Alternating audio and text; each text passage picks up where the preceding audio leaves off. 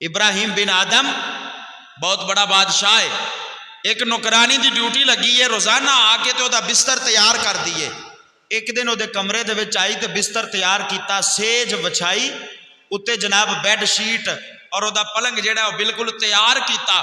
तैयार करके उत्ते इंज करके हाथ फेरिया तो हाथ फेर के दिल दे विच ख्याल आया किड्डा नरमो नाजुक बिस्तर आए, पता नहीं किवें दी नींदर आउंदी होएगी इहदे उत्ते, मैं 2 मिनट पै के वेखां ना, 2 मिनट मैं जरा इस बिस्तरे दे उत्ते लेट के चेक ते करा कि किस तरह की नींद आती है, किस तरह का महसूस होंदा है इस बिस्तरे दे उत्ते लम्मिया पै के।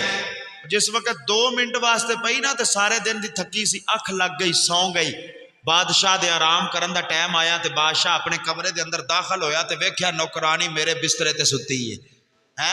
बाहरों बुलाया नौकरां नूं, जल्दी आओ बई की होया जनाब, ए वेखो ना इहदी जुर्रत जनाब, बादशाह दे बिस्तरे दे उत्ते आराम कर दी है पई, उठाओ इनू।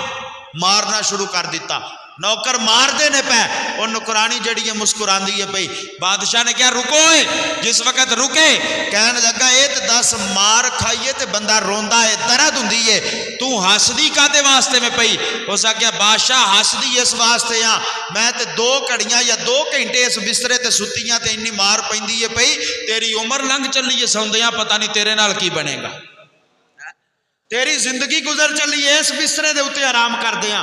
बादशाह कहंदा ऐसी चोट लगी ओदी, आंदे ने ना कि ओदी गल मैनू खा गई है अंदरों, है कहंदा कि ओदी गल खा गई, हर शय नूं ठोकर मारी, हर चीज़ नूं छड्ड के चले गए जनाबे वाला। बादशाह छड्ड दी, अपनी जिंदगी गुजारते ने पे, न गरज किसी से न वास्ता, हमें काम है अपने काम से, तेरे जिक्र से, तेरे फिक्र से, तेरी याद से, तेरे नाम से। दरिया के किनारे बह के ते पाटी हुई कमीज सींदे ने पे, है पाटिया होया अपना चिग्गा जिहड़ा सिलाई करते हैं पै, सुई धागा लैके। वो वजीर गुजरे, उन्हें क्या वेखो साडा बादशाह, साबका बादशाह साडा बैठा है ते अपनी कमीज आप ही सींदा पिया, चलो हाँ वेखिए की हाल सू। कोल आ के आंदे ने बादशाह सलामत सुना, वो जिंदगी चंगी नहीं सी जदों शाही लिबास पांदा सा, वो जिंदगी चंगी नहीं सी जदों नौकर अगे पिछे फिरते सन ते जनाबे वाला कपड़े नवे तो नवे लभदे हुंदे सन ते खाने नवे तो नवे मिलते सन। हुण दरिया के किनारे बह के ते अपना चिग्गा आप ही सीना पिया, पाटी कमीज नूं सिलाई करना पिया। वो बादशाह की जिंदगी अच्छी नहीं सी, उन्हां दी गल सुन के ना ते जिहड़ी सूई नाल सींदे सन पै, उहनूं चुक के दरिया दे विच सुट दिता। सुट के फरमाया मैनूं सूई कढ के दिओ। वो कहन लगे लगदा इहदा कोई जनाब दिमाग हिल गया, मैंटल हो गया है जनाब, दरिया दे विच ते बंदा डुब जाए वो नहीं लभदा, ये आंदा मैनूं सूई कढ के दिओ। उन्हें कहा बादशाह सूई नहीं असी लभ सकते।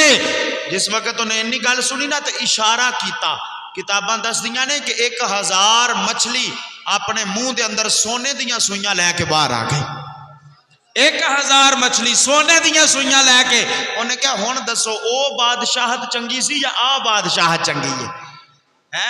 ओ वक्त चंगा सी या आ वक्त चंगा है? जदों बंदा ओदा जिक्र करता है ना, जदों बंदा ओदा हो जाता है फिर वो अपनी सारी मखलूक बंदे दी बना छड़ता है।